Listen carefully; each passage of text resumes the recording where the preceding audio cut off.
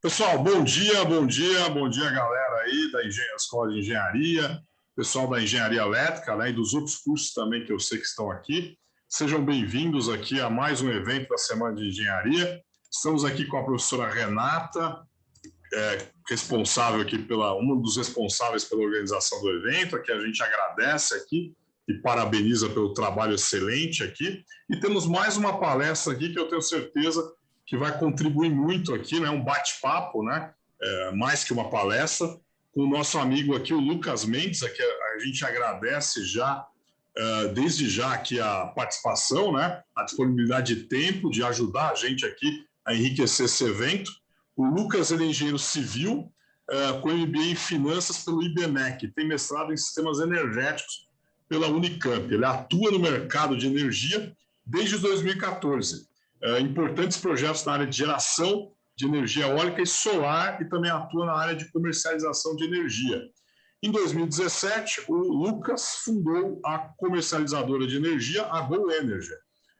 Então, é um prazer estar com o Lucas, né? Eu acho que sempre que a gente tem um empreendedor, né, uma pessoa que é da área técnica, é um engenheiro, e ele parte aí para montar um negócio, né, e um negócio relevante numa área importante como a área de energia, é um orgulho para a gente falar com esse tipo de pessoa, né? Que a gente vê o fundador é normalmente aquele cara que sonha, né? E o resultado do sonho é a empresa. Então, a gente está vendo aqui uma pessoa que traz o sonho materializado, né? E eu acho que é importante para todos os alunos aqui ter essa ideia de que o Lucas se formou esses dias, ele é bem mais novo que a gente aqui, e ele já está empreendendo, aí já tem sucesso, né? Então, vocês aí, num prazo de 3, 4 anos, de repente podem estar aqui na mesma condição. Então, agradeço, Lucas, isso enriquece bastante aqui o nosso curso. A palestra do Lucas tem o título aqui de Startup de um projeto de geração de energia eólica e solar, e hoje uma comercializadora de energia, a Go Energy. Então, eu passo a palavra à professora Renata, já agradeço o Lucas, e depois o nosso amigo Lucas, né, vai falar com vocês aí. Obrigado, Renata. Obrigado, Lucas. Obrigado, Bruno. Obrigada, Bruno. Bom dia a todos vocês, alunos. Lucas, mais uma vez, como o Bruno o saudou muito bem, muito obrigada por estar aqui nessa 30ª, né, terceira aqui, semana da engenharia, da Escola de Engenharia Mackenzie. Para nós é uma honra muito grande. Queridos alunos, recados importantes para que eu possa passar a palavra a quem merece, né? Chat points, vocês o terão aqui no bate-papo, o Saulo, que está aqui hoje nos apoiando, então vocês prestem atenção, né, aqui exatamente no bate-papo, e todas as perguntas que vocês quiserem fazer ao Lucas, que nós vamos abrir aqui no final da fala dele, façam pelo Q&A, então vou aguardar as perguntas de vocês todos aqui, tá bom? Lucas, a palavra é sua, a sala é sua, né? E muito obrigada mais uma vez, tá? Obrigado, Rê, obrigado, Bruno. Bom dia, pessoal, bom dia a todo mundo. Sempre um prazer falar com o Mackenzie, sempre um prazer atender um convite da Renata, que foi minha professora, foi minha orientadora, é minha amiga hoje, falo isso com muita tranquilidade, e é sempre bom trazer um pouquinho como é que foi a história, como é que foram os passos de tudo que veio acontecendo. E, Bruno, eu sou um pouquinho mais velho, viu? Eu não tenho mais 4 anos de formado, não, já tenho 7, passa muito rápido, né? Esses dias a gente estava lembrando que faz 11 anos que entrou na faculdade, é uma coisa muito doida, estava conversando com os amigos, passa muito rápido. Mas muito rápido. Você é jovem. Eu sei, tô brincando. Daqui a pouco eu vou me avó, porque você está falando que você já está velho, então você foi meu avô. Não, sou super novo, né, de fato, assim. Né, Brunão? Daqui a pouco eu sou tia avó já. 30 anos está ótimo. E, gente, a ideia mesmo foi compartilhar um pouquinho. Muita gente me pergunta, às vezes, de como é que foi o passo para empreender, como é que foi o passo, a mudança de chave, como é que foi a carreira para desenhar esse desenho. Hoje a empresa, a Go Energy, falando um pouquinho dela aqui, O foco dela é comercialização de energia. A gente tem usinas de geração e também compra energias no longo prazo e vende para grandes consumidores. Basicamente, é esse o nosso business. Dentro disso, existem vários derivativos, né? Existe também a gestão de consumidores no Mercado Livre e no mercado cativo. Existe desenvolvimento de projetos estruturais, por exemplo, subestação para alguns clientes nossos, usinas de geração em modelo de geração distribuída e também usina de geração para venda no Mercado Livre e comercialização. Então, hoje, pensando em números aí, a GoEnergy fatura mais ou menos 70 milhões de reais por ano, de 70 a 100 milhões, depende do ano. A gente tem 54 consumidores nossos hoje que vendem energia direto para eles. E aí vem numa política agora de expansão para 2022 para frente, de ampliar um pouco essa frente de novos clientes. Então, estamos estruturando uma área comercial bem grande. Eu fiz muito tempo a parte comercial da GoEnergy, mas agora estou pensando mais nos projetos estruturados, usinas, esse tipo de desenvolvimento. E é um dos passos que a gente tem hoje, é a profissionalização da empresa. Isso é sempre bom. Se eu falasse para vocês que hoje eu sempre pensei em empreender, seria história pronta. Nunca foi um plano inicial, nunca foi um desejo ambicioso meu, mas foi uma coisa que, quando o tempo veio apresentando essas oportunidades, eu acho que o principal negócio aí foi ter a coragem para largar uma empresa grande, uma carreira, na época um trainee, até mais que isso, mas para conseguir olhar com os bons olhos para isso. Então, eu fiz uma apresentação rápida aqui para a gente se guiar e vamos falando. Eu queria deixar também aberto para o pessoal, se quiserem mandando as perguntas durante a apresentação e você puder filtrando, fica excelente.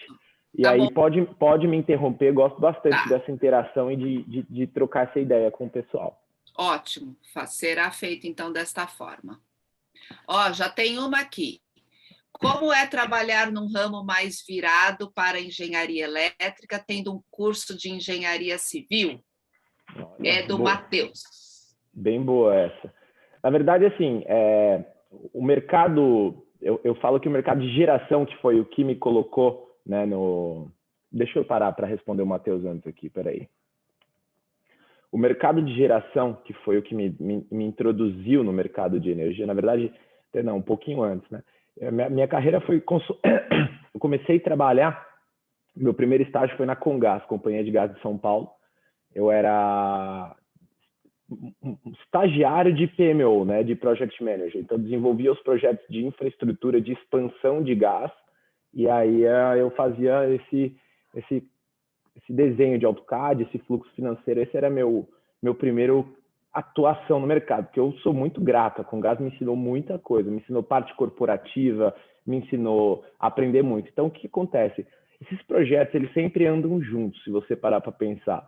Você tem um projeto de energia de geração ou de infra, ele sempre tem um grande BOP de civil, né? Então, a civil, ela, por exemplo, numa usina, ela representa hoje grande parte do custo. Posso falar que numa solar aí, ela deve representar a parte de terraplanagem, de fundação, de estruturas. Numa usina hidrelétrica, eu posso dizer que é quase meio a meio, se não for mais. É óbvio que tem a parte das máquinas, que deixa isso mais caro, né? Mas a civil, ela sempre está muito conectada com as outras engenharias, principalmente com a elétrica, em projetos de infraestrutura. Então, foi nesse caminho que eu entrei. Eu entrei antes mesmo para tocar toda a parte de civil, de infra, de desenvolvimento de projetos, de AutoCAD, todo esse modelo. Foi assim que eu entrei. Hoje, no mercado de comercialização, a gente pode dizer que não é um diferencial você ser engenheiro eletricista. Não chega a ser um diferencial. Chega a ser um diferencial você atender novas demandas de mercado, né? Como uma especialização muito mais atrelada a finanças, a modelo financeiro, a métodos computacionais, essas novas ferramentas que entram muito. Hoje, programação é uma coisa muito importante, né? MATLAB, a gente tem outras linguagens também que ajudam muito. Então, acho que hoje o grande mix do mercado ele mudou, ele criou novas demandas para várias frentes de formação, de graduação. Agora, como um todo, engenheiro é uma parte que te dá uma base muito sólida para raciocínio, uma base muito sólida para desenvolvimento de ideias, né? Então, eu acho que isso é bem importante. Então, foi mais ou menos assim.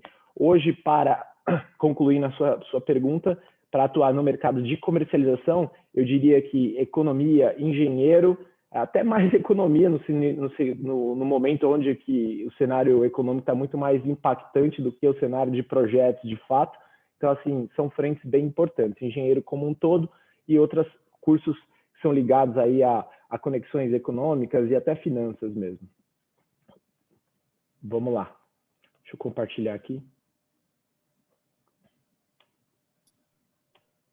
Ó, só tem mais uma aqui que eu acho que vai envolver depois, ó. Do Lucas, seu xará, Lucas Queiroz. Estou fazendo meu TCC sobre energia solar no norte do Brasil. Vi alguns projetos sendo criados de usinas solares flutuantes. Qual a viabilidade desses projetos? Sua empresa pensa em algo assim, Lucas? A gente comprou uma usina recentemente, ainda não posso divulgar muito, porque é de uma empresa de capital aberto, mas a gente comprou uma usina no Nordeste. Usina flutuante, confesso que pensando em Nordeste, onde você tem um índice de maior radiação solar no mundo, não sei se precisa ter uma flutuante, você tem muita terra barata para fazer usina. Então, talvez seja um diferencial mais no sentido de P&D ou algo assim, né? Por mais que seja um projeto interessante, às vezes elas são as reversíveis que podem ajudar, mas pensando em usina de geração solar, você tem muita terra barata no norte, nordeste do Brasil que não precisaria ser uma usina flutuar. Então, assim, a gente hoje tem essa frente de geração, a gente tem uma atuação bem sólida aí no sentido de ampliar a geração desde o ano passado, e a ideia nossa é colocar 150 megawatts instalados, né, de potência até dezembro de 23. E parabéns pela ideia do TCC, o meu também foi solar. Bom, vamos lá, vocês estão vendo a minha tela, né? Então aqui, a ideia é... Estamos sim. Eu tô com coceira, não é Covid não, eu tomei as 2 doses, graças a Deus. Tá bem, tá bem. Vamos lá. A ideia foi contar um pouquinho de como que a minha carreira aconteceu e como virou um segmento voltado para empreender, para desenvolver a empresa, para criar alguma coisa. Então, acho que o título aí foi bem legal, a Rê compartilhou bastante, que é um projeto de geração eólica e solar e hoje uma comercializadora de energia. Então, como é que a minha carreira foi? Também puxando um link com aquela primeira pergunta que me fizeram. Logo depois da Comgás, eu comecei a participar de processos de trainee. Eu entrei num trainee da Alcoa, fiz vários trainees, entrei num trainee da Alcoa e foi ali que eu conheci muito a área, gostei bastante da área de energia, né? A Alcoa é uma das maiores consumidoras, é uma eletrointensiva muito grande, e ali aprendi muito que existia um mercado de trading de energia, né? Que existia um mercado de compra e venda de contratos de energia, que as pessoas muitas vezes não têm nem conhecimento disso, né? Ou seja, um grande consumidor ele tem a capacidade de comprar a energia de quem ele quiser e gerar também a própria energia, ele não precisa estar atrelado à distribuidora. Então ele tem essa capacidade. Foi onde eu comecei a conhecer, fiquei um tempo nesse processo. Processos de trainee hoje mudou até mais, né? Tem outras frentes mais legais aí, mas ainda mais na minha época, 8 anos atrás, basicamente, no processo de trainee, era uma coisa que você tinha muito job rotation, você rodava todas as áreas da empresa, foi ali que eu aprendi bastante coisa.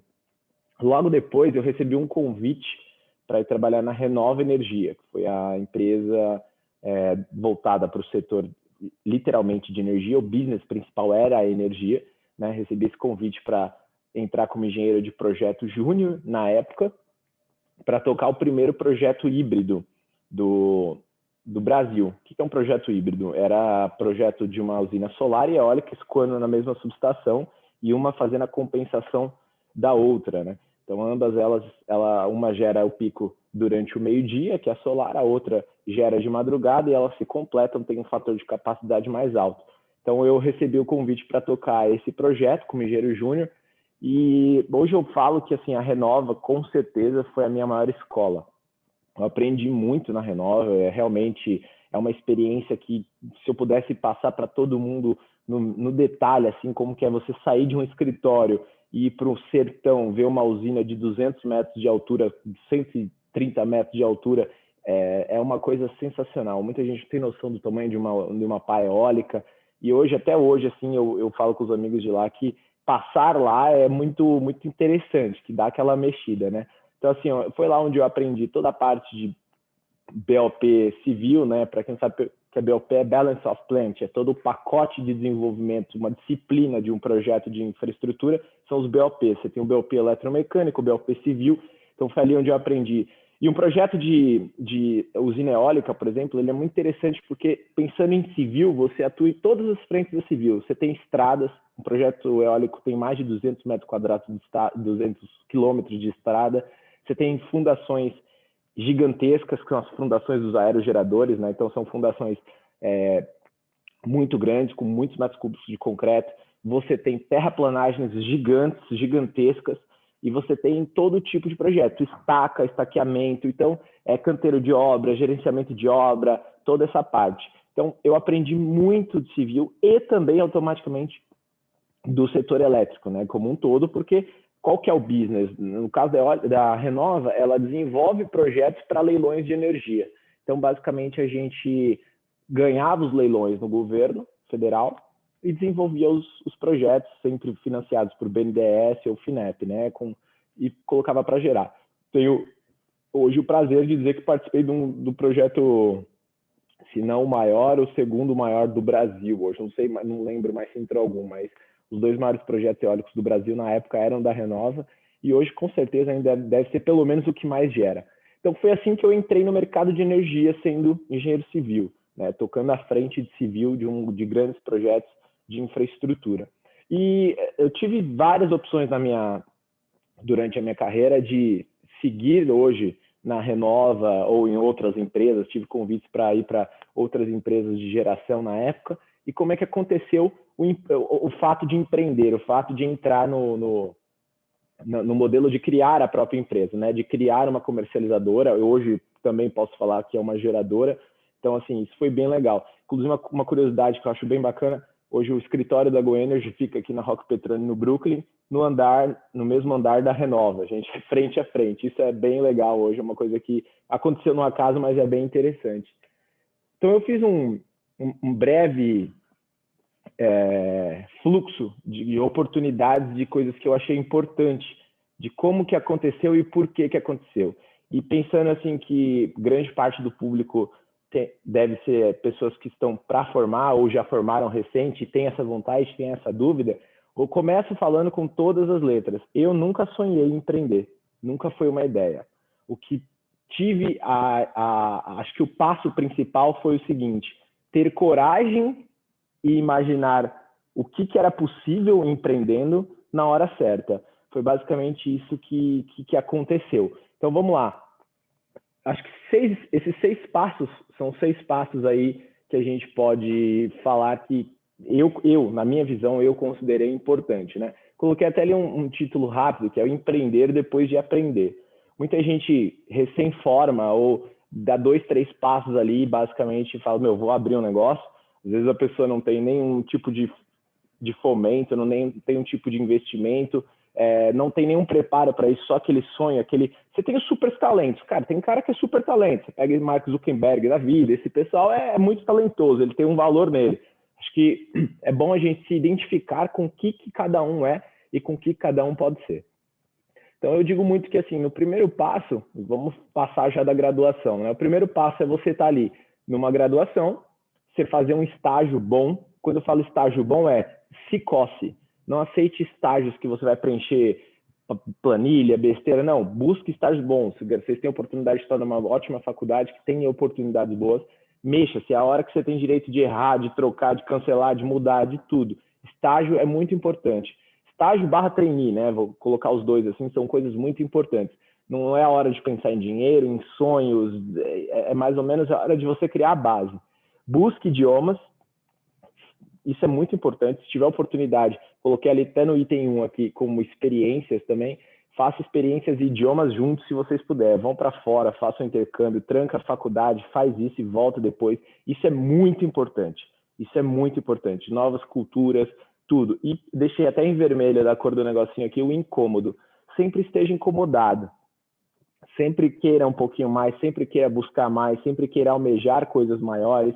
É sempre bom isso. e nunca esteja satisfeito, assim, estou pagando minhas contas, estou vivo. Eu acho que isso foi sempre o que me motivou a buscar coisas, né? Nunca foi o fato de empreender. Eu poderia ter seguido uma carreira assumindo uma diretoria, poderia ter feito outras frentes e tal, mas o fato de empreender, ele aconteceu e vocês vão entender em que momento foi. O segundo passo que eu acho importante é você já formado, já no mercado de trabalho, é a hora que você tem que começar a criar diferenciais. O que eu chamo de diferenciais? Ter repertório. Saiba conversar, saiba falar, saiba ter assuntos para tratar. Então, às vezes, você seguir naquela vida, eu vou fazer um curso de Excel. Isso, às vezes, é o complementar. Pensa assim, projetos operacionais, pessoas operacionais, você se contrata. Isso não é tão difícil. Isso automaticamente tem muita oferta disso no mercado. Agora, pessoas com repertório, com ideia, com capacidade de trocar, de gerir, de agregar, isso é uma coisa que a gente tem que desenvolver todos os dias. É uma coisa que automaticamente você tem que se cobrar. Então, assim, viaje muito. Viaje, vai para país, vai tomar vinho, vai aprender as coisas, pega seu salário, 13º, faça viagens, vai viajar pelo Brasil. O Brasil é um país maravilhoso. Faça aquelas rotas padrão, sei lá, costa da Califórnia, Europa, mas faça também tudo que você puder. Faça viagem, crie repertório. Acho que isso é muito importante para a gente ter hoje. Você sentar numa mesa, independente do nível que você está. Isso é uma coisa que eu via muito em mim. Quando eu estava ali com meus 2 anos de formado, você senta com uma mesa, quando você tiver a oportunidade de estar com um diretor de uma empresa, com um cara grande, e o cara falar uma coisa, você fala, pô, eu também já fiz isso. Isso é legal, isso cria empatia. Então, isso abre portas. Crie repertório. Repertório é uma coisa mais importante para mim hoje, que eu acho que a gente tem que ter. Quando eu faço contratação na GoEnergy, uma das coisas que eu mais gosto de ver é repertório.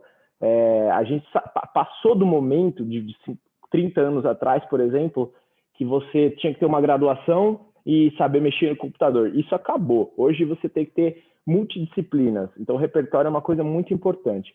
E o mais importante, que isso eu fiz muito, né? Olhe todas as oportunidades do mercado.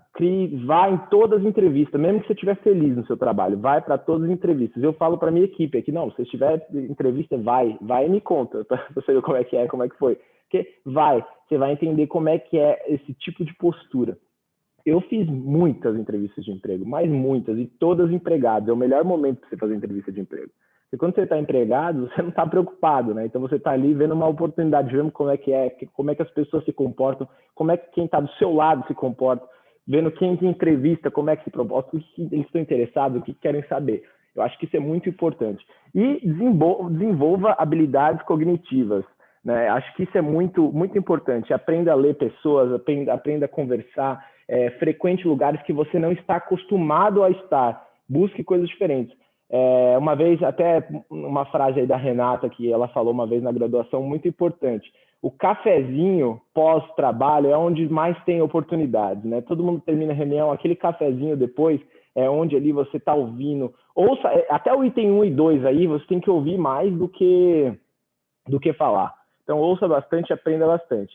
Quando a gente já estiver ali no item 3, que eu coloquei ali até como refinando, é a hora da gente se refinar.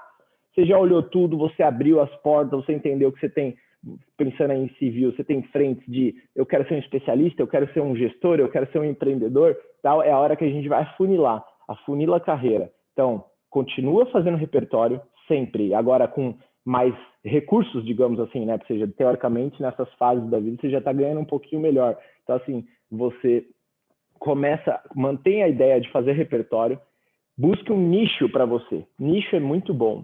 Toda vez que você nichar, você não ficar com aquela dúvida, pensa, por que eu não quis fazer isso vinculado à idade, tá?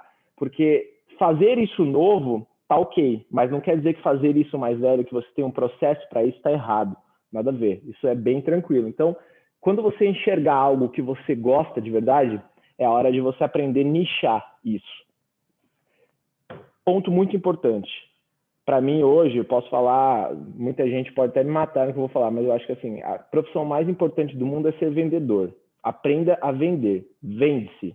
Vende você, vende sua ideia, venda tudo. Então, esse terceiro passo, se eu pudesse fazer uma comparação ali, que é a parte do refinando que eu coloquei aqui, é a hora que você está ali entre um cargo sênior para uma coordenação de um projeto, alguma coisa assim, que o próximo passo seu vai ser ou um cargo de direção, ou um cargo de gestão alta, né, superintendência, aí eu dar o nome que quiser, ou literalmente ir para o caminho de empreender, ou para o caminho de ser um especialista em algo muito nichado, né, esse cara mexe com sistemas complexos, tal, muito perfeito. Então, assim, esse é o ponto do funil da carreira, né?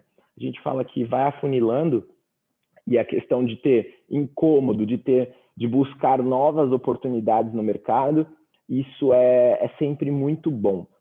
Dentro do mundo corporativo, os maiores passos que uma pessoa consegue dar é quando ela troca de empresa. Fazer carreira dentro de uma única empresa, ela é muito bonita, ela é sólida, só que ela é longa, ela é muito demorada. E a nossa geração, ela tem um caráter assim de acelerar. Então, se você não estiver buscando sempre essa mudança, a sua dor interna vai se não te mexer, alguma coisa está errada, porque tem que te mexer. Então, assim, eu lembro de um detalhe que aconteceu muito importante uma vez numa empresa que eu trabalhei, né? Que eu tinha uma amiga que era da mesma idade, a gente entrou no mesmo processo de seleção, tal. Depois de uns 2 anos, eu lembro disso, assim, que, cara, a menina fazia tudo muito bem, e uma coisa ficou na minha cabeça. Um dia ela falou assim, pô, tive uma reunião com o meu gestor, e ele falou que daqui a uns 2 anos eu posso alcançar um cargo de pleno. Eu falei, tá de sacanagem, né? 4 anos, você já tá 2, daqui a 4 você ser pleno? Porra, você tava numa cadeira de pleno já nisso, e por que isso? Então, assim, é a hora que você tem que se coçar, porque você não vai mudar a cultura da empresa, a cultura é essa. Então, se coce. É a hora que a gente faz esse momento aí mais importante, que eu acho, que é a questão de aprenda a negociar, aprenda a topar riscos, isso é muito importante. O que é um risco? É literalmente isso. Largar aquilo para buscar uma coisa nova, largar aquilo para ir fazer uma viagem, largar aquilo para fazer um intercâmbio, largar aquilo para fazer alguma coisa diferente, né? E sempre ter muito networking. Network válido, né? Network de verdade. Entenda pessoas, olhe coisas, isso é muito importante. A partir daí, eu acho que esses são os 3 passos aí que eu julgo que deve demorar uns 6 anos para acontecer, 5 anos para acontecer, talvez, né? Que é o passo. Não, como tem ali o período da graduação, vamos falar que isso deve durar uns 7 anos, os 2 últimos de graduação, que são a base 1 ali, e depois mais uns 5 anos de aprimoramento em mercado e buscar um nicho. Eu lembro de um professor meu da Unicamp que ele falou uma coisa legal. Quando vocês terminam a graduação, a gente às vezes sai lá da graduação e fala, agora eu estou bem, agora eu vou. Não, agora que você está pronto para começar a aprender, né? A graduação, ela te prepara para você aprender. Isso é muito importante. Depois que você vai ganhando bagagem corporativa, você vai se especializando, vai buscando nichos, isso é muito importante. Então, acho que esses 3 passos são os passos de carreira, são os passos que eu julgo assim, básicos para você conseguir tomar uma decisão. A menos, óbvio, de novo, se você for um super talento, nunca foi meu caso, um super gênio, alguma coisa assim que é fora da curva, literalmente, que você tem uma ideia, você sabe programar, você faz, você cria, você vende. Então, assim, não, acho que nunca foi o meu caso. Esses 3 passos para mim foram base, foram sólidos. Tem um sócio meu que fala assim, você é cascudo, que me deixou cascudo para fazer isso. Então, assim, foi assim que o momento ficou próximo para eu começar a empreender. Como é que nasceu a ideia da comercializadora?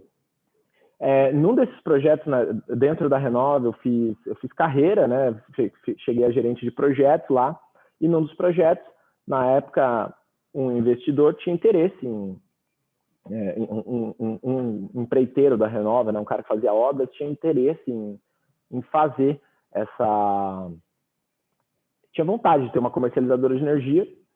Era um plano que até naquele momento não estava na minha cabeça, simplesmente eu estava numa carreira muito boa, num projeto que eu gostava, queria seguir e pegar outros projetos, mas me veio a proposta, né? Me veio a proposta e me chamou, vamos fazer o seguinte, vamos abrir uma comercializadora, eu entro com a parte de investimento, que demanda muito recurso para entrar numa comercializadora de energia, né? Um capital aí mínimo, acho que para você ter estabilidade de começo, hoje é mais, mas na época era em torno de 5, 6 milhões de reais.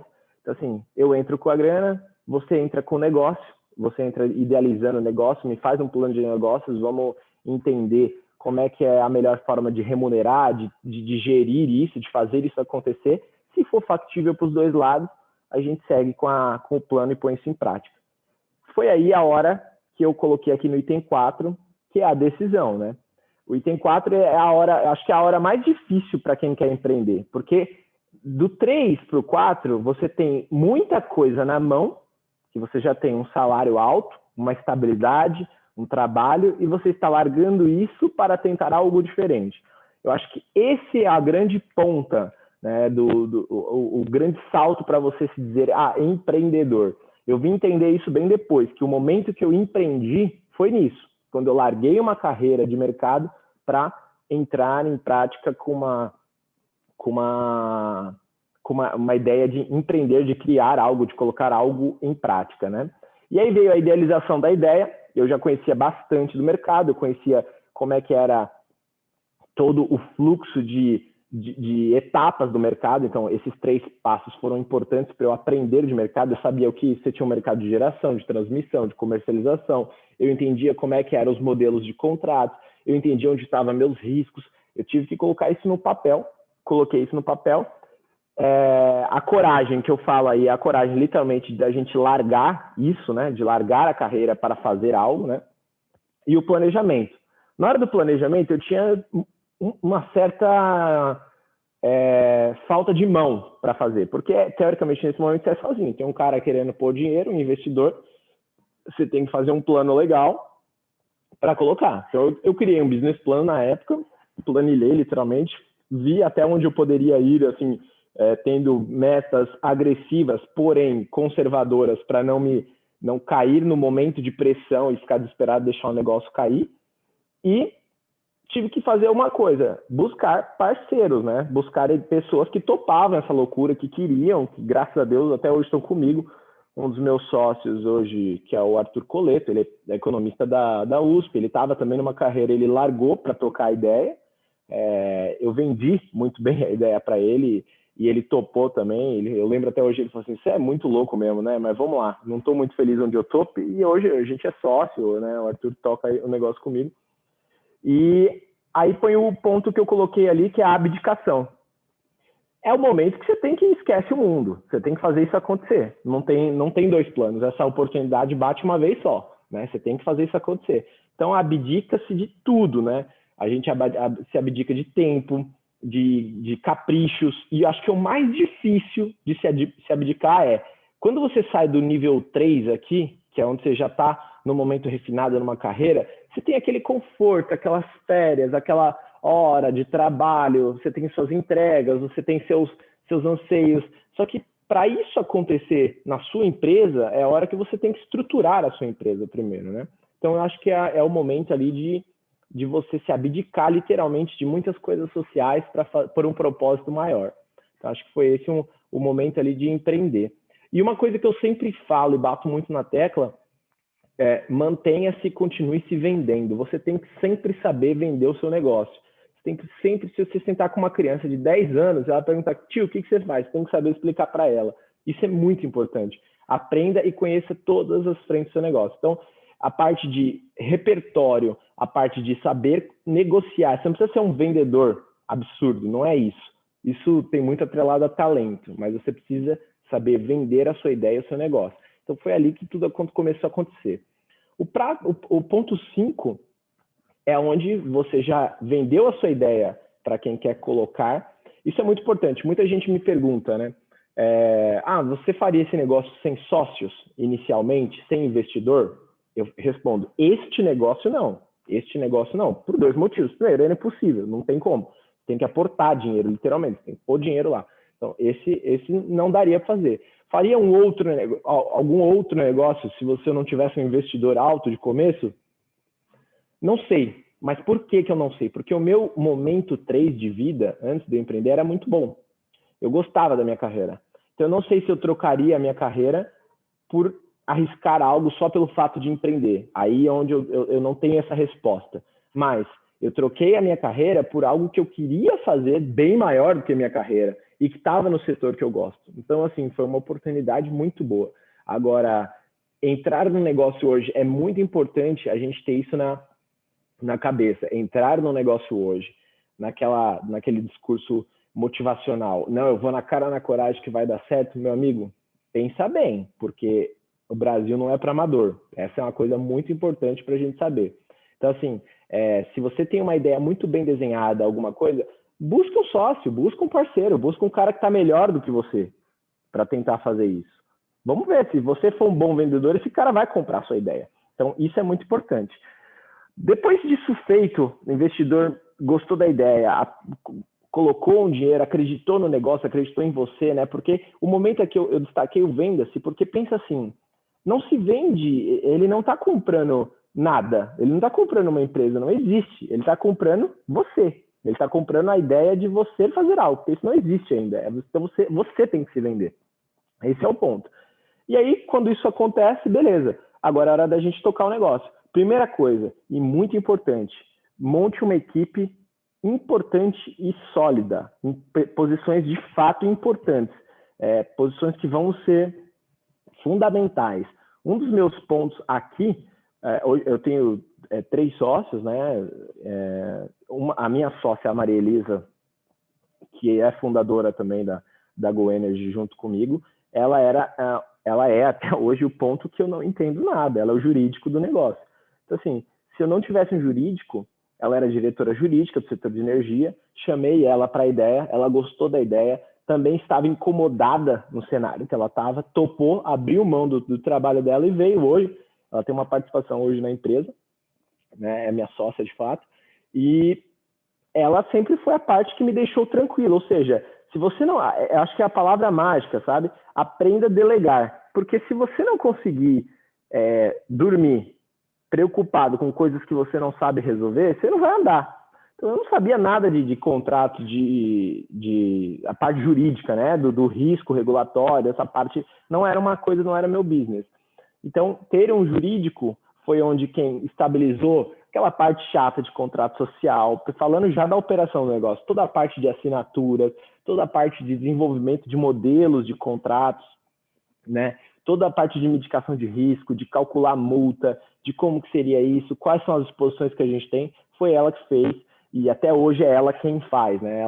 A gente brinca muito que a gente se completa muito nisso. Eu faço algo, negocio algo e a gente tem que transformar isso agora numa blindagem jurídica, numa blindagem econômica. E ela foi a parte. Então, crie uma equipe importante.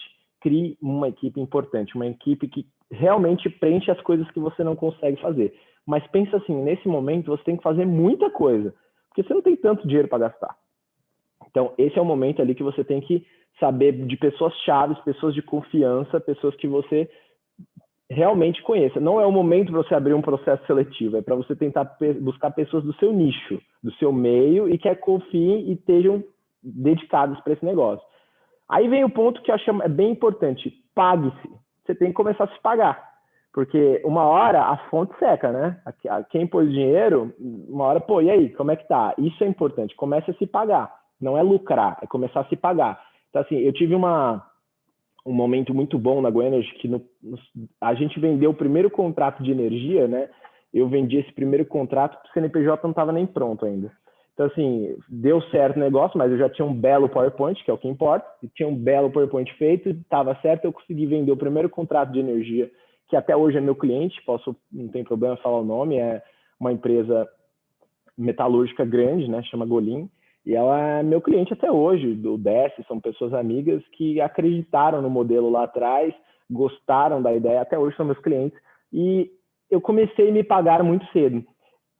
Essa parte do me pagar sempre foi a minha preocupação. Tem amigos hoje que são realmente empreendedores, que fez aqueles cursos de empreendedorismo, tal, que sabe tudo disso, que falam que essa preocupação não deve ser tão urgente. No meu caso foi, assim, a partir do momento que o cara aportou, o primeiro, que hoje ele não é mais meu sócio, ele vendeu parte dele, daqui a pouco a gente já chega lá, ele vendeu parte dele para a maior geradora do sul do país, que comprou parte da GoEnergy, mas eu brinco assim, que a partir do momento que ele me comprou, eu preciso devolver, né? Você tem que entregar isso, porque o clima é ruim, você tá pondo dinheiro, você não tá dando lucro, o mínimo que você tem é se pagar, né?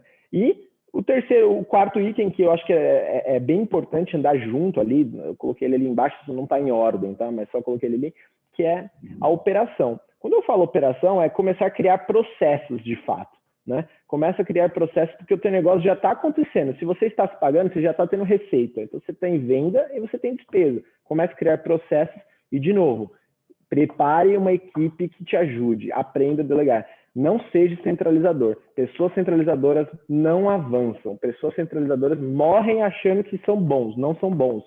Quem é centralizador só está perdendo tempo na vida. Mais nada. Você não tem que ter... Seu dia tem as mesmas 24 horas de qualquer outra pessoa. Então, assim, isso é muito importante. Oi, Rê. Tem uma pergunta legal. Tem várias aqui, mas uma que eu acho que tem a ver com o que você está falando. Do Pedro Tormin. Você acha que quem faz engenharia de produção tem uma certa vantagem visando a parte da economia? Eu acho que não. Respondendo para o Pedro, acho que não. Esse tipo assim, a gente tem que saber entender alguns momentos. Vamos lá. Por exemplo, depois da minha engenharia, eu fiz um MBA em finanças com frentes econômicas. Agora eu sou mestrando na Unicamp e grandes matérias que eu pego, eu sou fã demais de economia, eu amo economia. E meu sócio também, que é um dos meus melhores amigos, que é o Arthur, é economista. E eu tenho a plena noção que uma coisa não tem nada a ver com a outra, né? Primeiro que economia é um curso de humanas, né? Eu acho que é uma pseudo, assim...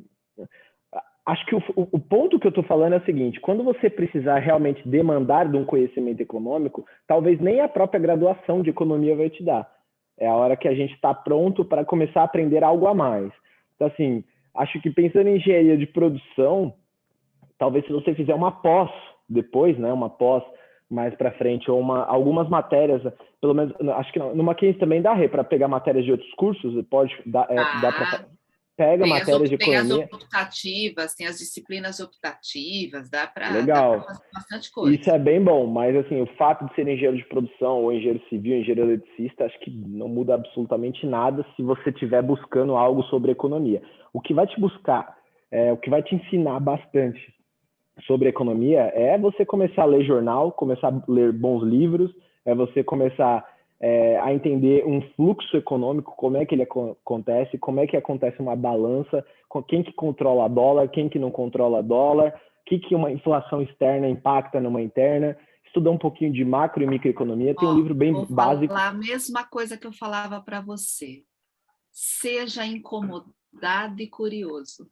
É verdade, sempre falou muito isso. Seja incomodado e curioso, é exatamente isso. Agora, se alguém quiser, assim, literalmente aprender bastante economia, e a economia que importa mesmo, né? Tem a página lá no Instagram do Faria Lima Elevator, que ele tem uma biblioteca de livros, livros muito bons, que assim, tem base econômica muito bom. Compre os livros, eu gosto de comprar livro até hoje. Eu compro a versão no tablet para andar por aí, eu uso muito metrô e tal. E tem o livro mesmo, é gostoso. Então, assim, acho que a graduação nesse fato, se não for de economia, nenhuma outra vai te dar algo mais ou menos. Engenharia sempre um pouco mais do que outras, por questões de uma coisa muito importante para a economia, o Arthur fala muito isso, que é economista, é estatística, né? Estatística é uma base muito importante para você ter um conhecimento sólido em economia. E a engenharia te proporciona isso. Podemos até pensar, não sei se engenharia de produção tem mais estatística que outras, não sei. Tem um pouquinho a mais do que as talvez outras. Faça até um diferencial ali em alguma coisa, mas não sei se a grande informação do negócio. Eles têm pesquisa de mercado como disciplina, eles têm agora data analytics também, então tem legal. bastante. Aí eu acho que vai mais da pessoa do que do curso. Se especialize mais nessas matérias que tem mais link com a parte econômica, né? E busque fazer matéria de economia. Eu acho que isso é bem, bem importante. Agora, uma coisa... Tinha outra pergunta que você falou? Tem várias, mas eu acho que você vai entrar nelas que tem tudo a ver com o cenário mercado de energia, enfim, aí eu vou fazer na hora que você chegar. Tá bom, beleza, vamos lá. Então... Pensando mais agora também, quando eu falo na operação, que a gente estava ali, A operação, ela é o fato de você começar a criar processos para a empresa. E se você não souber fazer processo, não tem problema, só contrate gente que saiba fazer processo. Isso é muito importante. Uma coisa muito importante que eu esqueci de falar, isso é bem importante. Eu sou privilegiado de mentores que eu tive na minha vida. Eu tive muito gestor bom, muito gestor bom. Em todas as empresas que eu passei, eu tive gestores assim sensacionais. Hoje eu tenho prazer que posso dizer que são amigos. Mas assim, eu tive muitos gestores bons. Então aprendi muito isso, aprendi processo. Realmente assim, eu tenho um caso que é muito importante. Assim, na Comgás, estagiário, hoje acho que ela saiu recente da Comgás, mas que atualmente ela era minha gerente, né? Então entre eu e ela tinha um monte de gente ainda. Ela tirava 2 horas da semana para desenhar um fluxo de como são os processos da empresa, de como são a história do gás natural, como é que são isso. Então, assim, cara, isso vale ouro. Isso é um network gratuito, né? Isso é um podcast gratuito. Eu acho que isso é muito importante. Eu tive gestores que sentaram mesa a mesa, não é aquele cara que fala, pô, resolve essa planilha aí. Não, era o cara que sentava, fazia junto, vamos dividir essas frentes, faz esse lado, né? Delega isso, mas tá ali fazendo comigo. Então, assim, eu tive muitos gestores bons. Isso é muito bom para deixar uma base sólida para você começar a fazer. Então, acho que a operação é bem importante, estruture bem a operação. E aí vem o ponto 6, que acho que é bem importante, e o final, e é o momento que eu estou hoje, que é a parte ali da realização, né? A gente tem uma hora que você começa a ter que realizar. Então, quando eu falo realização, eu estou literalmente falando de resultados que você já construiu. Então, a primeira coisa, almeje lucros, tenha lucros, distribua lucros. Aquele conceito, óbvio, né? Estou falando pessoa física, né? A empresa tem que ter um caixa, tem que ter uma estrutura, mas distribua prêmios, se premie, ganhe coisas, compre coisas, crie metas pessoais para você. Então, assim, quando você tiver lucro e o negócio está acontecendo, prioridades ressalvadas já, né? Crie e use seus lucros. A partir daí, você vai continuar fazendo mais network, mais repertório e vai continuar vendo novas oportunidades, novas pessoas. Eu acho que isso é muito importante as pessoas saberem. E um erro que eu acho muito grande, tá? É muito comum, eu tenho bastante primo, as pessoas me perguntam as coisas e tal. Às vezes eu falo, o cara tem 20 anos, está na graduação, estagiário e guarda 50% do salário. Não vai mudar nada na sua vida se guardar isso. Isso aí só quem fala é vó e pai. Assim, o ponto é, ache momentos importantes para você saber poupar ou para você saber investir em você. É muito mais importante se você ganha 3 e você gasta 1,5 ali, vamos falar assim, guardando para uma viagem, guardando para um propósito, do que você guardar pensando em aposentadoria. Não é o momento de você guardar. Então, assim, invista em você. Quando eu falo invista em você, é a mesma coisa de quando você já realizou algo, você tem que começar a se remunerar. Você tem que começar a falar, pô, isso valeu a pena. Como é que eu vou fazer? Realiza seus sonhos, faça suas vontades, compre coisas. E isso é o primeiro item, porque é o primeiro momento. Agora, você tem que ter uma coisa muito importante. Como eu vou eternalizar isso? Então, busque referências do seu setor. Às vezes, seus concorrentes, você pode admirar um cara desse e pegar o melhor dele, aprender com ele. Inovação. A gente está no momento na empresa, acho que reconheceu, né, o Rodrigo, de totalmente inovação. A gente buscou pessoas para inovar, para criar coisas, para novas frentes. A gente tem uma área hoje aqui que ela só é assim, pensamentos fora do setor, pense em coisas novas. A gente está com um projeto de P&D também, de carregadores elétricos, está com um projeto de modelagem computacional para precificação de energia, que é inovação. Se tiver 50 ideias e uma der certo, paga as outras 49. Se 2 der certo, você paga as 49 e tem lucro em uma. Então, assim, isso é muito importante. E comece sempre a ter pessoas novas no seu ciclo. Sai da zona de conforto, de, pô, só vou conversar com quem eu conheço. Procura gente nova. Vai conversar com gente que tem visão política diferente da sua. Vai conversar com gente que tem desejos e vontades diferentes do seu. Top conhecer gente nova, viajar com gente nova. Faça isso, é muito bom. Isso dá muito repertório. Tem um livro aí não lembro agora que livro foi que eu li, mas tem um cara que ele colocou assim, uma das minhas metas pessoais é conhecer uma pessoa por dia. Isso é bem legal. Não sei se dá, mas assim, é sempre nesse sentido, de conhecer gente nova. Então, acho que essa parte empreender essa parte de setor, basicamente foi isso daqui que eu queria passar para vocês, essa parte de empreender, de como nasceu o negócio, de como foi. Vou falar um pouquinho da GoEnergy, coisa rápida, alguns números, e aí a gente começa a bater um papo mais sobre a parte do setor, a parte do momento de energia. E aí, Rê, eu acho que é uma boa, você pode descarregar as perguntas aí do setor, que a gente vai fazendo um link com tudo. Então, vamos lá. Bom, hoje a GoEnergy é uma empresa, eu gosto de falar que ela é multifuncional no sentido de energia. A gente atua nas principais frentes. Tá? A gente tem comercialização de energia, a gente tem gestão de consumidor, a gente tem o trade direcional e os projetos estruturados de eficiência energética. Então, a comercialização de energia é basicamente comprar ou gerar energia de alguma fonte e vender para outra. Né? Qual que é o business do negócio? Ganhar dinheiro nessa transação. Você compra e vende mais caro. Essa é a ideia, acertar esses momentos. Ponto que é o mercado de energia, eu vou explicar mais ali para frente para vocês, você não consegue, igual ações, comprar um megawatt de energia e deixar lá no dia que subir você vende. Ele tem data de vencimento. Então, a gente tem que ter uma área muito sólida de inteligência de mercado para bem atrelada à chuva, à precipitação. Daqui a pouco eu falo um pouquinho mais para vocês. A gente tem hoje gestão de energia de consumidores, né? A Camerge é uma empresa que comprou a 30% da GoEnergy em 2019. A gente já gerou mais de 500 milhões de reais em economia para os nossos consumidores, somando tudo aí.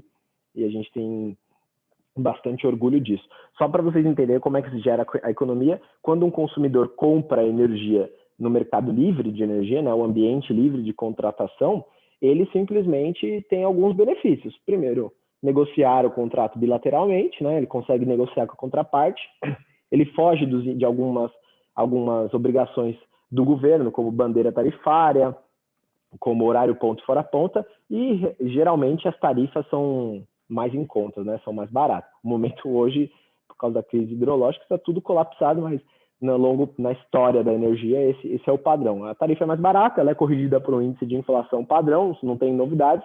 No mercado cativo, que são as distribuidoras, você tem as custas operacionais, as custas adicionais, que são as bandeiras, horário ponto fora ponto, e a tarifa é reajustada conforme o reajuste tarifário da ANEEL, da tarifa homologada, né? Além dessas duas frentes, a gente tem o trading. O trade, literalmente, é um mercado financeiro para um commodity, que é a energia. Então, basicamente, comprar e vender numa determinada escala de tempo, ganhando um lucro ou tendo um prejuízo. Esse é o ponto. A ideia do trade é você acertar mais do que perder e sempre ter riscos que cabem no seu bolso. Passou aí, não sei se tem muita gente do mercado, do setor aí, mas assim, teve bastante quebra de comercializadoras aí que erraram a mão, né, que operaram alavancado, venderam muito e esperaram o preço cair para comprar e não deu certo. Então, assim, a área de inteligência é muito importante e a área de riscos é muito importante. Hoje, quem faz o nosso gerenciamento, né, a diretoria de riscos aqui é o Arthur, que é o meu sócio, o economista.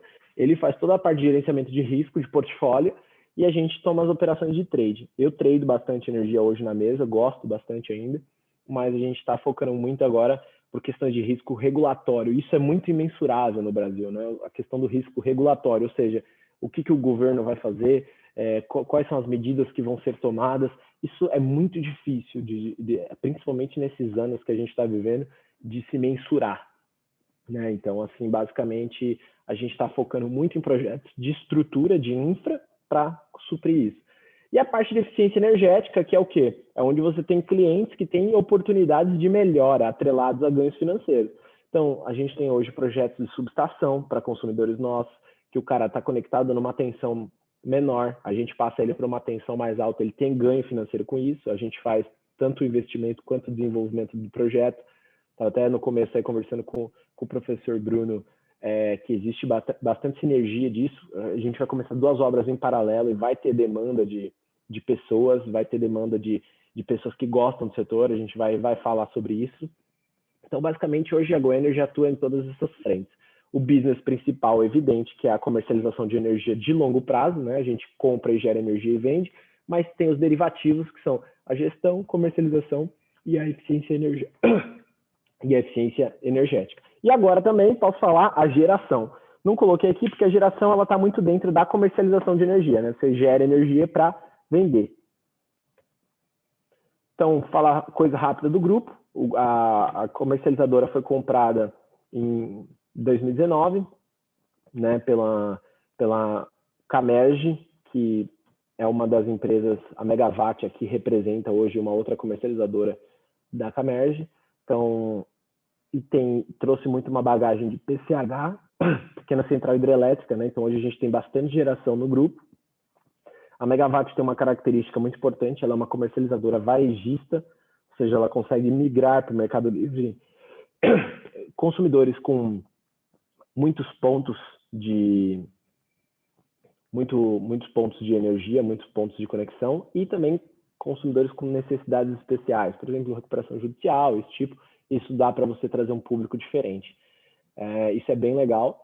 E tem a C2LG, que é um grupo de geração também, né, que faz parte do nosso grupo hoje. Tem 8 usinas aí com 19 mil kW de potência em operação. Acho que tem mais uma, entrou mais uma operação agora.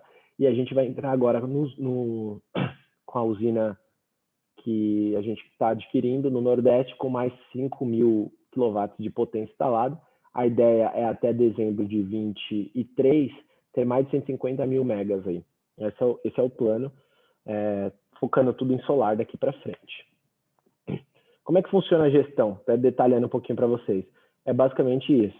A gente faz um leilão de energia no mercado, né? Pega os melhores preços que a gente tem dentro dos nossos... atendendo o nosso consumidor, tá? A gestão aqui de energia para o nosso consumidor. A gente busca no mercado ofertas de energia, filtra as melhores ofertas e apresenta para este consumidor. Isso mostra aí uma transparência muito importante. Uma coisa bem legal, a gente consegue filtrar tanto dos nossos geradores, como a Camerge é uma das maiores empresas de gestão, acho que a maior empresa de gestão de geração do Brasil. A gente consegue ofertar energia desses geradores, né, para os nossos consumidores. E a gente faz todo esse tipo, coloca uma transparência nos resultados, mostra para os consumidores quais são os preços que estão sendo praticados, dá um indicativo de momento, né? Dá um indicativo, esse momento é bom, o próximo ano talvez não seja tão bom de preço, para ele contratar, explica isso com base técnica e segue para a contratação de energia. Isso quando nós não vendemos energia para consumidores de outras gestoras, que é uma coisa bem comum de acontecer também. E aqui a parte do trading, que é o que guia tudo da empresa, né? Isso aqui é muito legal de ter. Essa parte aqui, basicamente, ela é dividida em 4 frentes, né? A gente fala que para você entrar no mercado de energia hoje, você tem que ter a metodologia e a climatologia, a modelagem e a operação do SIM. SIM é Sistema Integrado Nacional, e você tem que ter uma metodologia para precificar energia. Então, o que é isso? Hoje, o mercado de energia ele se guia por esses 4 tópicos, tá? Então, ele entra em meteorologia, a gente tem que acompanhar muito chuva, movimentações de Laninha, El Ninho, para saber se vai entrar frentes de chuva nas bacias. Choveu, o preço cai, não choveu, o preço fica caro, sobe. A gente sabe aí, todo mundo deve estar ciente, está na maior crise hidrológica da história, né? Crise hídrica, na verdade, esses dias me corrigiram, falaram, certo é falar crise hídrica. Então, a gente está na maior crise hídrica da história, e hoje a gente está atendendo o país de uma forma interessante, com as térmicas ligadas, e o que está dando ainda uma estabilidade no sistema são as modelagens, as usinas eólicas que estão em operação. Então, entra já nessa segunda frente aqui, modelagem de operação no SIM, né? Então, saber a modelagem do SIM é basicamente saber o que custa cada tipo de usina, como é que está sendo o despacho, como é que está sendo o controle. Então, acho que isso é bem importante, a gente ter isso acompanhando na palma da mão. A gente tem uma área só para isso, tem 4 telas aqui na GoEnergy que fica só mostrando a operação em tempo real.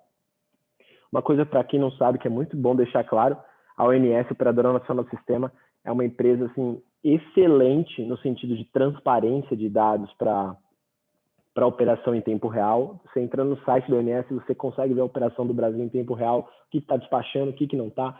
onde está importando energia, onde não está. E aí tem o terceiro passo, que é bem importante a gente também ter, é a precificação, né? Eu já sei se chove ou não chove, já sei se o que opera, o que não opera, agora eu preciso ter alguém que calcule quanto que isso custa, qual é o preço disso.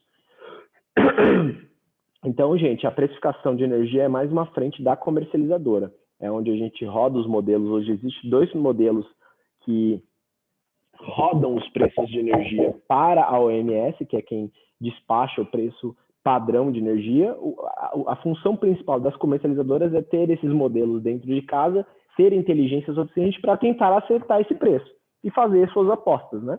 Comprar ou vender, sabendo se o preço vai subir ou cair. Então, basicamente, a estrutura de uma comercialização de energia, de uma comercializadora é essa, né?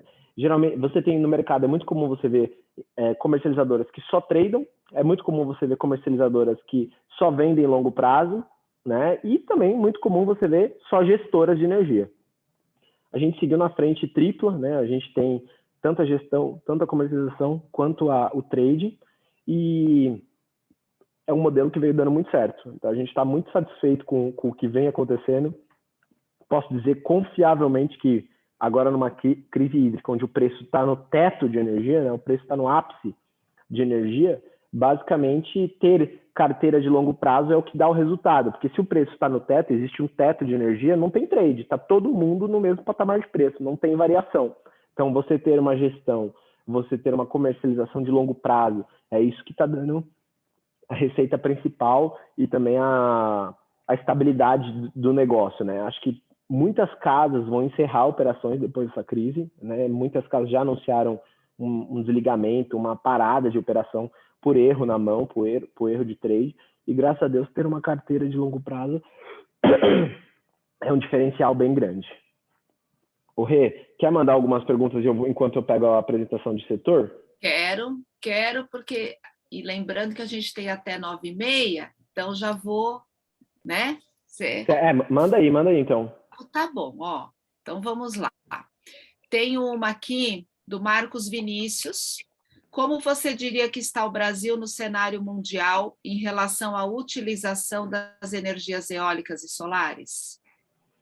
O Brasil, ele, em questão de solar e eólica, pensando em cenário mundial, o Brasil deve ser aí top 5, 6 fácil. Né? A gente tem uma frente de atuação eólica muito grande, muito ampla, cresceu a partir de 2013, ali, 14, ela veio numa curva, numa ascendente muito grande, que eu acho que tem um diferencial aqui que é muito importante. Pensando em energia eólica, a gente tem a maior curva de vento do mundo, a maior e a melhor. A gente tem uma intermitência muito baixa em regiões do Nordeste, que faz com que seja atrativo para muitos investidores internacionais. Quando você vê aí no mundo inteiro, tá fazendo muita usina eólica offshore, que é no mar, e no Brasil a gente não tem, não é porque a gente não tem, é porque a gente não precisa ter, né? A gente tem muito território para fazer com curvas de ventos intracontinentais. Então, eu acho que a parte de energia eólica é o caminho, é o que vai acontecer. A frente solar já veio numa crescente absurda, né?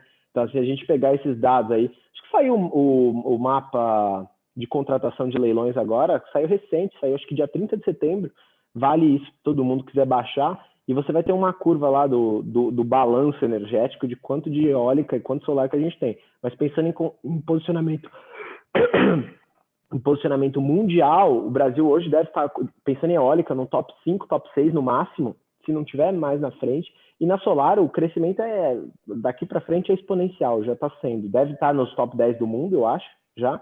Não tenho certeza, mas com certeza a nossa capacidade de território e o nosso índice de radiação, que também é um dos melhores do mundo, um indicador muito importante é o Brasil, no seu pior índice de radiação, se eu não me engano, no sul do país, ele é 2 vezes melhor do que o melhor índice de radiação na Alemanha.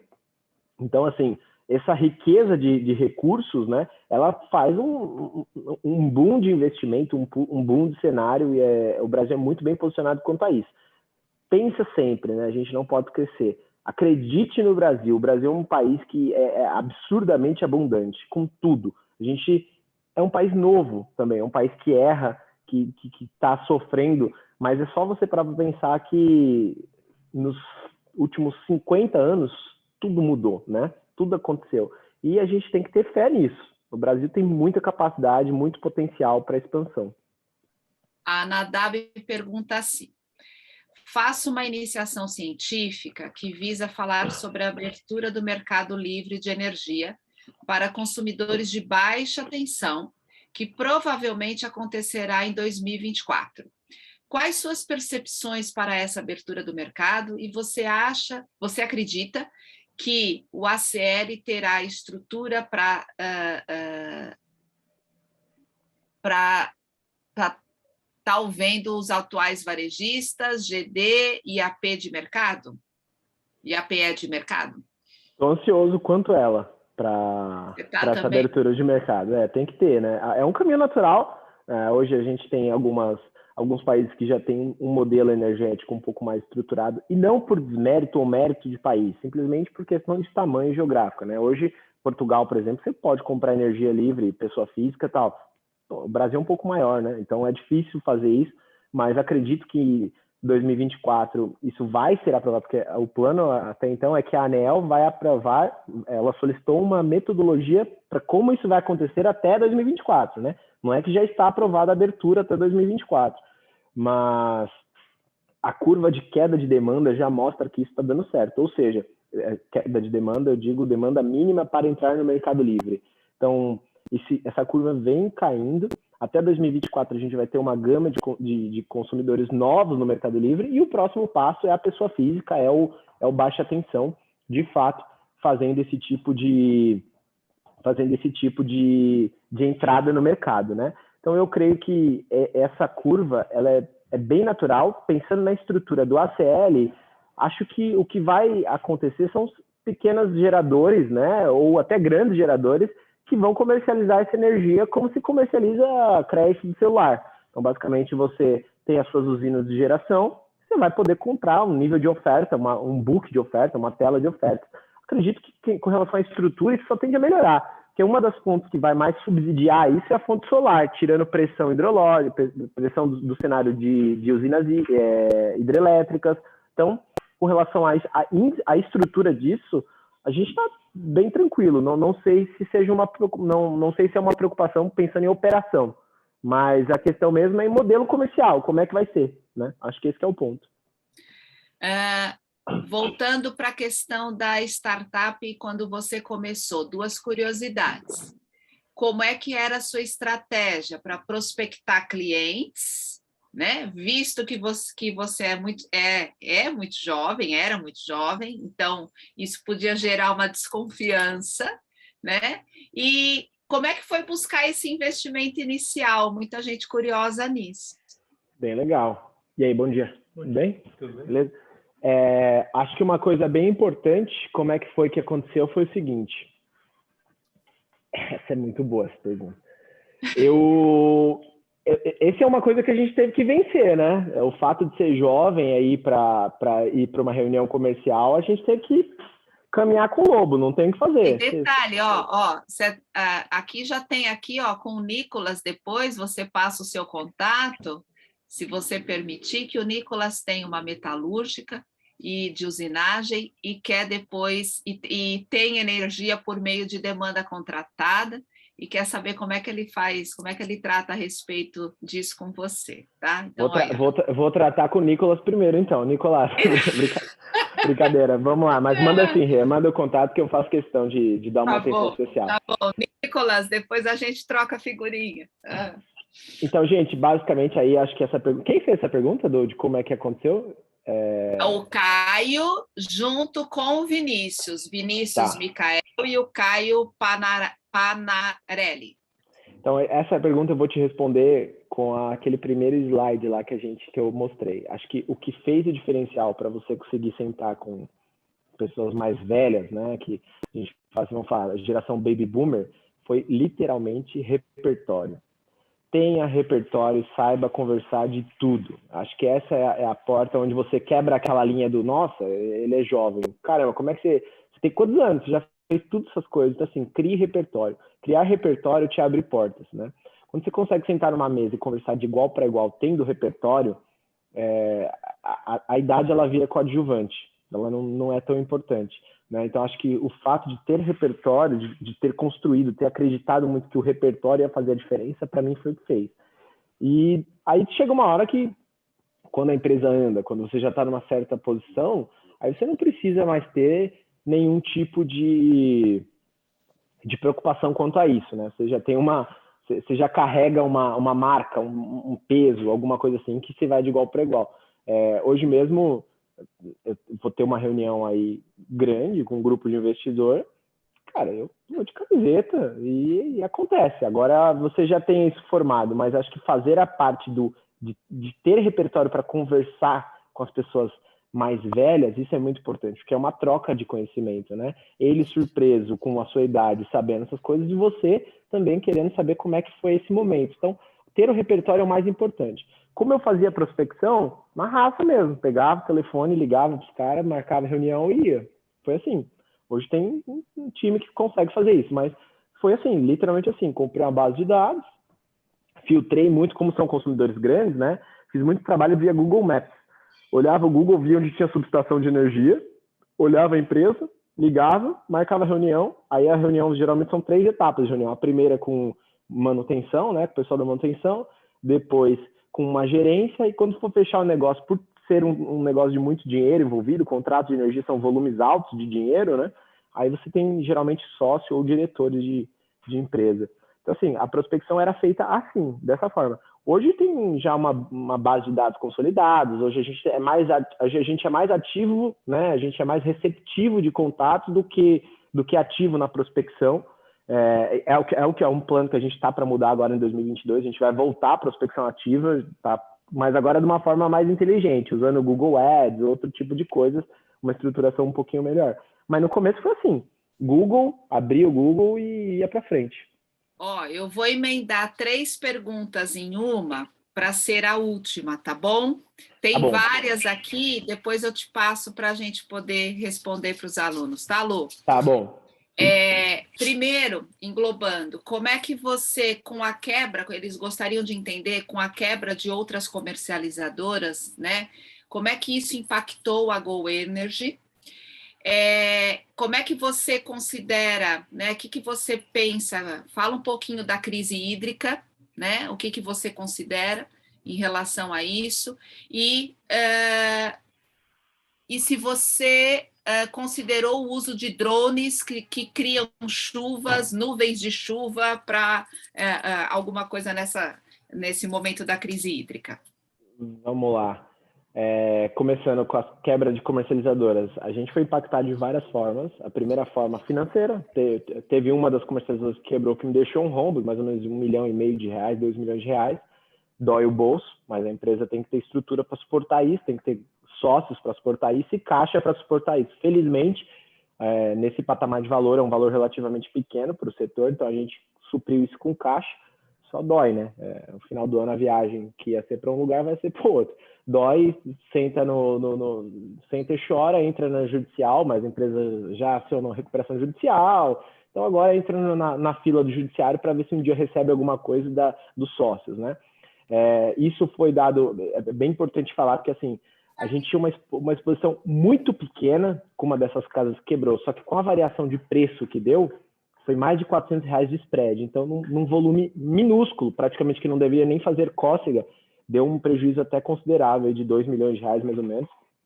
Com relação, a segunda coisa que danificou muito foi a falta de liquidez no mercado, né? Porque quando entra nesse cenário de quebra de comercialização, que nem agora, teve aí a Brasil comercializadora aqui que quebrou, né? A Argon que quebrou, deixou um rombo de quase R$600 milhões no mercado. O mercado se fecha, ninguém faz negócio com ninguém justamente por questões de ver o que vai acontecer, né? Bom, agora como já entrou no período seco, que é o segundo semestre do ano, né? E até então as casas, ninguém apresentou sinal de dor, né, financeira, ninguém pediu renegociação contratual por causa desse quebra da Brasil. Eu acho que o mercado tende a voltar um pouquinho. Só que tem o problema 2, né, que é já emendando a segunda pergunta. Não está tendo trade, porque o mercado está no preço praticamente no teto. Está tendo operações de longo prazo, mas não está tendo uma volatilidade por causa da crise hídrica. a crise hídrica é a maior da história. É a frase mais assim clara. É inovado para todo mundo do setor, porque a gente nunca passou um período. Até então, o pior, se vocês quiserem depois, a gente tem... Entra no... Eu mando no chat, o Instagram da GoEnergy, a gente faz uma atualização semanal de relatórios de dados, né? Dados mesmo. Então é bem legal olhar, porque ela mostra o nível de reservatórios, e a gente está no pior nível de reservatório desde 91 anos. Então, assim, foi pior do que 2014, foi pior do que 2001. Então, é uma coisa muito séria, que o que está deixando hoje a gente ter energia ainda a um preço bem alto, um preço bem cavalar, né, que também nunca foi praticado, são, felizmente, a produção boa de usina eólica no país e a disponibilidade de usina térmica, que está sendo fundamental. Mas não acredito inicialmente em racionamento, mas acredito que vai ter algum controle ou alguma metodologia para gestão de demanda, alguma motivação do governo para falar, pô, se você puder consumir menos, eu te pago. Acho que esse é o modelo que vai estar acontecendo. E vamos torcer para o próximo período chuvoso, que deve iniciar agora. Já tem no modelo europeu e no modelo americano, já tem algumas chuvas no radar aí para setembro. Acho que pode ajudar bastante aí essa melhora, mas não ao fato de corrigir, apenas ao fato de manter em coma ainda mais um tempo. E vamos ver se até dezembro, janeiro, que é de fato onde vem as chuvas importantes, a gente consiga ter uma recuperação dos reservatórios. Aconteceu uma mudança de política de gestão pela ONS que preza melhorar o nível de reservatório básico em 2022. Isso é bem importante porque, ou seja, o preço vai ser caro, mas você vai recuperar a estabilidade do nível de reservatórios. Qual que era a última pergunta aí? Tinha mais uma aí.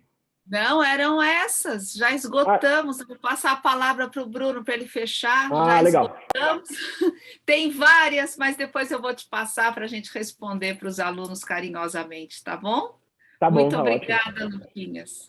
Imagina. Eu só tenho a agradecer o Lucas aqui. Eu fiquei assistindo aqui atentamente, bastante interessante aí, motivadora a palestra. Também queria frisar a comunicação do Lucas, né? O Lucas se comunica muito bem, né? Então ele colocou isso aí como um valor para poder ter sucesso, e acho que o recado foi dado muito bem aos alunos, né? A parte de comunicação, a questão do repertório, né? Eu sempre digo aos alunos, acho que a Renata também diz, né? Você tem que chegar na empresa, vai fazer uma entrevista, você tem que contar uma história. Mas para contar uma história, você tem que ter vivido uma história, né? Então participem de ligas, iniciação científica, projetos, né? E com certeza vocês vão ter depois aí boas histórias, como o Lucas teve aqui, para contar para a gente aí. Eu agradeço, Lucas. Eu estou à sua disposição o dia que você quiser conversar com a gente aí, para a gente fazer coisas juntos aí. Muito rico aí para nós essa troca aí. Eu que agradeço, Bruno. Obrigado aí pelas palavras. Obrigado. Sabe que você é uma pessoa fundamental aí em tudo, né? Uma pessoa que eu admiro muito. Foi minha orientadora de TCC, uma amiga que eu sempre admirei muito como carreira corporativa, como professora, como docente, como tudo. Bruno, obrigado mais uma vez. E ao Mackenzie, muito obrigado pelo convite mais uma vez, gente. Agradeço também aqui a Renata por ter, né, trazido aí o Lucas. Eu acho que a Renata sempre traz aí bons contatos aí para a gente. E agora vamos afinar, né, este contato. O Luquinha sempre convida a gente para ir à GoEnergy. Bruno, vamos lá. É verdade, vem aqui, vem tomar um café aqui. Ele quer que a gente vá para a gente estreitar aí. E eu quero trazer esse menino aqui, viu, Bruno? Para fazer parte do time aqui, de bons oradores. Vai ser bom. Ele tá bom? Ele tem um perfil aí, sem dúvida.